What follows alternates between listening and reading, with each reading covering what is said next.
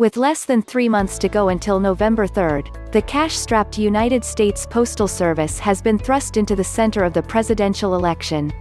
The independent federal agency is facing financial setbacks made worse by the coronavirus pandemic, as well as fears of disenfranchisement with more and more COVID-19-wary voters turning to mail-in ballots.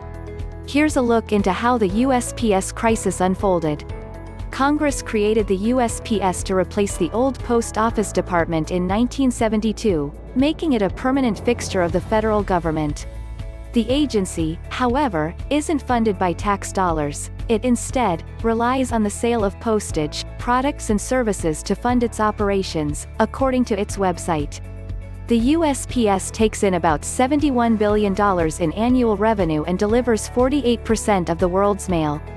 But with snail mail on a sharp decline, the last year the USPS recorded a profit was in 2006, with its cumulative losses totaling $83.1 billion as of March 31, Pew Research reported.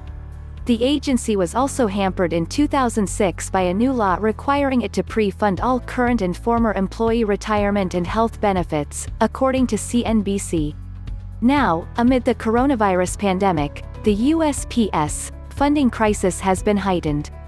In June, President Trump appointed a new Postmaster General, Dejoy, to deal with the financial mess, with the USPS recording a net loss of $2.2 billion for the third quarter of 2020. Dejoy, a Trump donor, has gone on to cut overtime, late delivery trips and other expenses that ensure mail is delivered on time. As a result, there's been a national slowdown of mail. Demonstrations were held in front of Dejoy's home in Washington, D.C., last week, with the former logistics company executive accused of sabotaging the USPS and undermining democracy ahead of the presidential election. CNN also reported that hundreds of mail sorting machines were slated for reduction this year, with some being removed in June. White House Chief of Staff Mark Meadows, however, insisted that no sorting machines would be nixed between now and the election. The USPS, meanwhile, has been hoping for a $10 billion infusion in coronavirus relief funds, though negotiations between Democrats and Republicans on a broader relief package broke down before Congress went on summer recess. With no end in sight to the COVID-19 crisis, more people are turning to mail-in ballots as a way to cast their votes. Some states, including New Jersey, have opted to conduct November's general election entirely by mail.